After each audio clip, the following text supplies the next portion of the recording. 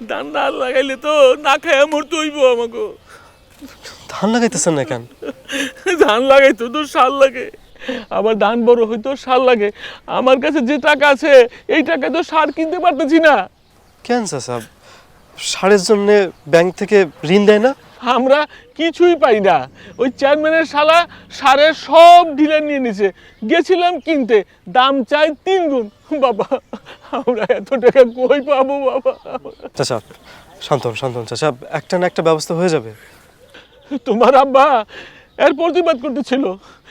ওই চেয়ারম্যানের শালা রাসেল চেয়ারম্যানের কথায় এই তোমার আব্বার সাথে খারাপ ব্যবহার করছে।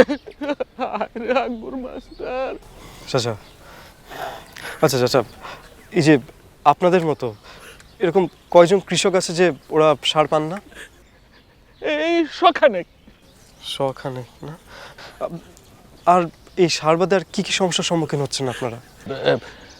সেচের পানির একটা ঝামেলা। ওই ধান কাটতে গেলে লোকজন পাওয়া যায় না। আর ওই ধান যে ন্যায্য দামে বেচবো ওই চেয়ারম্যান লেগে তাও পাওয়া যায় না। ওই চেয়ারম্যান কম দাম দিয়া আমাদের কাছ থেকে ধান কিনে নিয়ে যায় গো বাবা। গ্রামটাকে একবারে মগের মুলুক বানায় ফেলেছে। শোনেন চাচা, এই যে বীজের দাম, সারের দাম, তারপরে সেচের ব্যবস্থা, সব কিছু পাওয়ার অধিকার আপনাদের আছে। একটা কার্ড যদি থাকতো সেটা দেখিয়ে না আপনারা সব কিছু পেতে পারতেন। কিন্তু কিন্তু কাঠ আমরা কই পাবো?